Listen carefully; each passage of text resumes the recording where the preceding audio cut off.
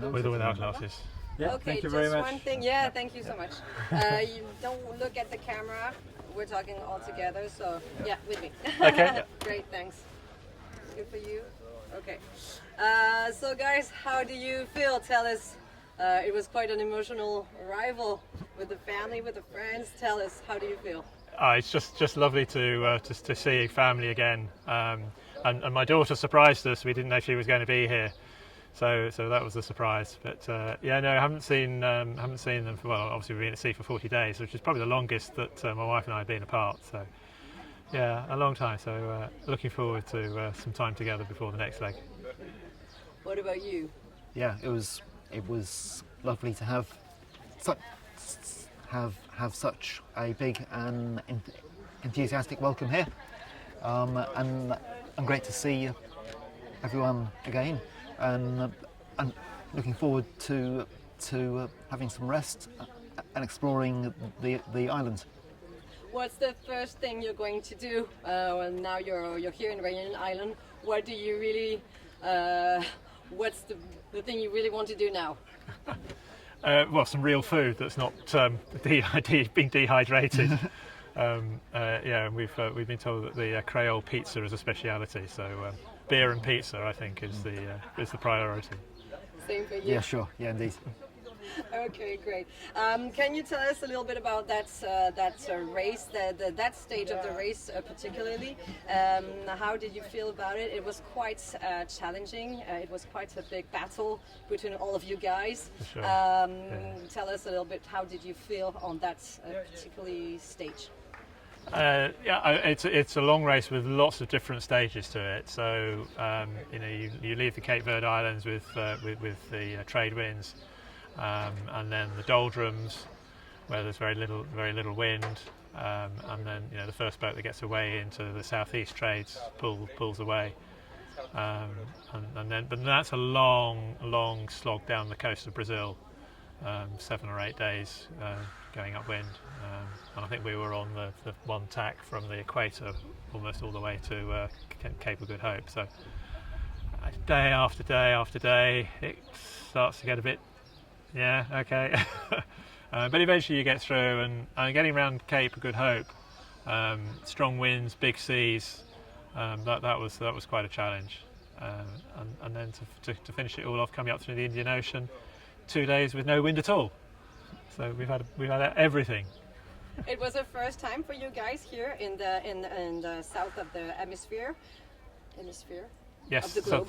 This is our first time racing well, it's our first time racing together in the southern hemisphere. I've did a race around Australia, south coast of Australia. So I have been in the southern ocean before, but the South Atlantic and Cape of Good Hope is the first for both of us, I think.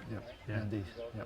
And what did you find special in that zone? You were talking about the wind that was quite force. It was not. It was kind of there was no wind. So what was the big problem for you guys?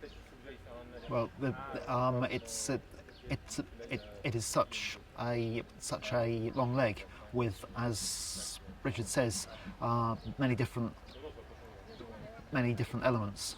So you need different mindsets for each stage, and it also calls on different skills. Which one? What kind of skills? I can imagine that it can be exhausting, but also very exciting. You must be like this all the race long. Tell us a little bit how did it go in both of your heads? Yes, I think. I mean, we're probably fairly cautious sailors. This is a long race, and so you can't go into it with a mentality of a short sprint. It is quite a long marathon in that respect. So you've got to look after yourselves. You've got to look after the boat and the equipment. So you've got to balance the push hard and take risks with the maybe don't push quite so hard. Make sure you don't break things. I think that's about finding that balance, which is a tricky balance to find sometimes. The temptation is to keep pushing, but then you're like, do you know what? We're both tired. We need to get some sleep first. Then we'll do whatever needs doing. On the strategy, seeing the competitors on the map, on the GPS, or being able to know, because you're also communicating all together with a WhatsApp group. How does it feel when you know that they're not so far, but you can maybe catch them up? Or tell us. I did one of the posts I did was about the being the hunter and the hunted. So we were trying to chase Wilson, who were ahead of us, and meanwhile Whiskey Jack are behind. So every 4 hours you look at the tracker and see who's nudging ahead and who's made miles, and we're catching them, but Whiskey Jack are catching us, and it's like yeah, tense, very tense. Okay, so you're not pissed off. They arrived before you. I saw you like hugging and still good friends. Of course, yes, they sailed a better race than we did and deserved the position that they got. So, yeah, all credit to them. Yeah, indeed. Yep.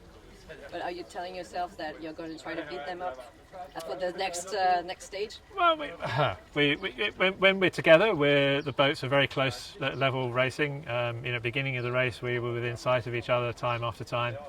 So I think we're very evenly matched.